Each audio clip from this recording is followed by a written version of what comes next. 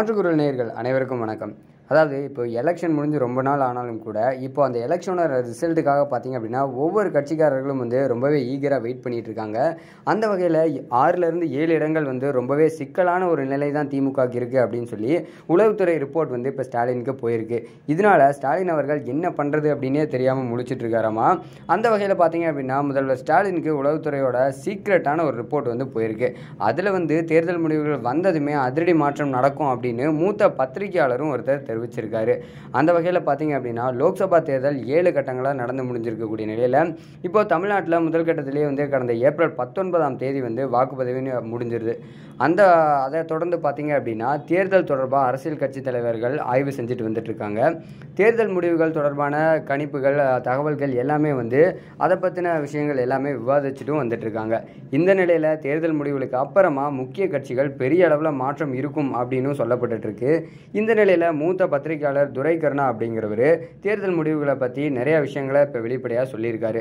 அந்த வகையில் பார்க்கும்போது 2026 சட்டசபை தேர்தல் வர அண்ணாமலையை பாஜக மாநில தலைவர் பதவியிலிருந்து மாற்றுவதற்கான வாய்ப்பு ரொம்பவே கம்மி அப்படின்னு தெரிவிச்சிருக்காரு. அண்ணாமலை வருகைக்கு அப்புறமா தான் தமிழ்நாட்டில் பாஜகவோட வளர்ச்சி அப்படிங்கிறது கணிசமாக வளர்ந்துட்டு இருக்கு. அதனால பாஜகவை இங்கே ஒரு பெரும் பேசும் பொருளாக மாற்றினதே அண்ணாமலை அவர்கள் தான் அப்படின்னு சொல்லியிருக்காரு. திமுகவுக்கு எதிராக கடுமையாக களமாடும் போராளியாக அண்ணாமலை டெல்லி தலைமை வரை பார்க்கக்கூடிய அளவில் அவர் இருந்துட்டு இருக்காரு. அது மட்டும் இல்லாமல் ஒவ்வொரு கட்சியிலையுமே தேர்தல் முடிவுகள் வந்ததுக்கு அப்புறமா புகார்கள் குற்றச்சாட்டுகள் தொடர்ந்து வந்துட்டு தான் இருக்கும். ஆனால் பாஜகவில் இப்போவே பார்த்தீங்க அப்படின்னா குற்றச்சாட்டுகள் அதிக அளவில் வந்துட்டு இருக்காமா. வேட்பாளராக நின்றவங்க எல்லாருமே பார்த்தீங்கன்னா இப்போ தலைமைக்கு புகார் அளிச்சிட்டு இருக்காங்களாமா.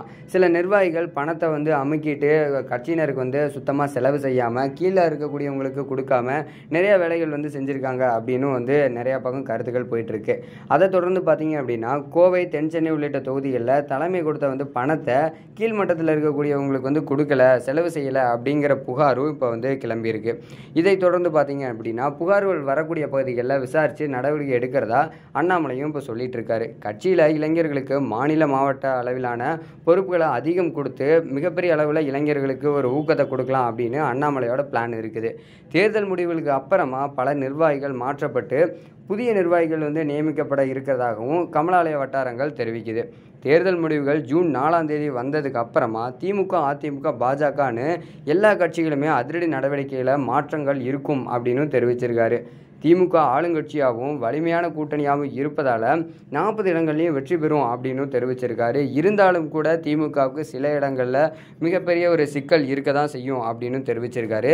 சில தொகுதிகளில் உள்கட்சி பூசல்கள் இருப்பதால் 6லேருந்து 7 தொகுதிகளில் பார்த்தீங்க அப்படின்னா பின்னடைவு ஏற்படக்கூடும் அப்படின்னு சொல்லியிருக்காரு. அது மட்டும் இல்லாமல் இந்த ஒரு விஷயம் உளவுத்துறை மூலிமா முதல்வர் ஸ்டாலினுக்கு ரகசியமாக ஒரு ரிப்போர்ட்டும் போயிருக்காமா. தனியார் மூலிமா நடத்தப்பட்ட சர்வே ரிப்போர்ட்டும் ஸ்டாலினுக்கு நேரடியாக போயிருக்கு. சில முக்கிய விஐபி தொகுதிகளில் பொறுப்பாளராக நியமிக்கப்பட்ட அமைச்சர்கள், நிர்வாகிகள்னு அவங்க யாருமே சரிவர பணியாற்றலை. அது மட்டும் இல்லாமல் பல வகையான குற்றச்சாட்டுகளும் அவங்க மேலே போயிருக்குதாமா. இந்த விஷயம் எல்லாமே பார்த்தீங்க அப்படின்னா திமுக தலைமைச் செயலகத்துக்கு போயிருக்கு.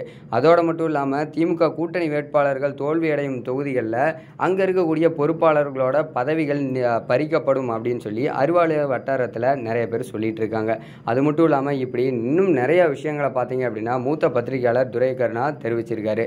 இந்த மாதிரியான அரசியல் நிகழ்வுகள் எல்லாமே தெரிஞ்சுக்கணும் அப்படின்னா கண்டிப்பாக நம்ம சேனலோட ஸ்டே டியூனாக இருங்க.